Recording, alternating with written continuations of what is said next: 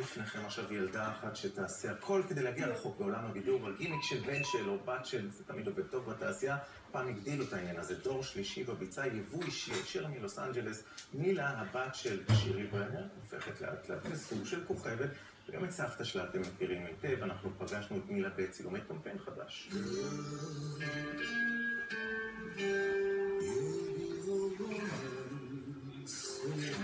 היא רק בת 9, אבל קשה לפספס את זה שמילה ברנר מכווננת מלידה להיות כוכבת. Are you kind of like a celeb in the school? I think so. Yeah. Is it fun? Yeah. Yeah. So you want to be famous? כל מוכרת בעיקר לצופי מחוברים שעקבו אחרי עלילות אימא שלה שירלי ברנר שמנסה לפלס את דרכה בהוליווד. בדרך היא צורפה גם את הבת מילה לעסק המשפחתי.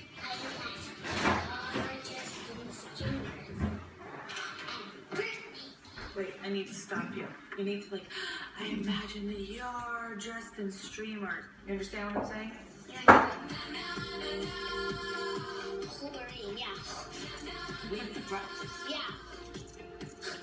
It's all that. כן, החטאים זו בעיה. מילה נולדה בלוס אנג'לס, שפת האם שלה האנגלית, לאט לאט היא לומדת. This is a very important question. סליחה, איפה חשבתי? It is an important question, yeah. Because you always want to know when you want to go to the bathroom. Princess in distress. האמריקאים זכו להכיר אותה בסרטון של ארגון פמיניסטי שגרם לילדות חמודות לנבל את הפה למען המטרה, העתיד של עצמן. Here's some words more fucked up than the word pay inequality. Women are paid 23% less than men for the exact same fucking work. הסרט הפך ללהיט ויראלי עם יותר מ1.5 מיליון צפיות. מילה, עם הביטחון העצמי שלה, הפכה לאורחת רצויה בתוכניות האירוח שם. You know, it was for a good cause and it had a good message. How many more women had to get knocked down before society stands up and stops it? לא ברור כמה באמת הסרטון תרם למהפכה, אבל אצל מילה המסר הופנם. I just want women to be, like, treated well as men. Like, men get paid a lot, and then women don't get paid that much. For no reason. כן, גם לילדות בנות 9 יש בעיות עם אפליה מגדרית.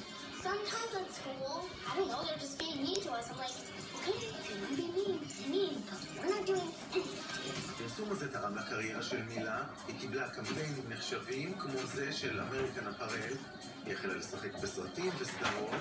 בארץ זיהו את הפוטנציאל והביאו אותה כעת לככב בקמפיין בגדי הילדים של חברת סולו.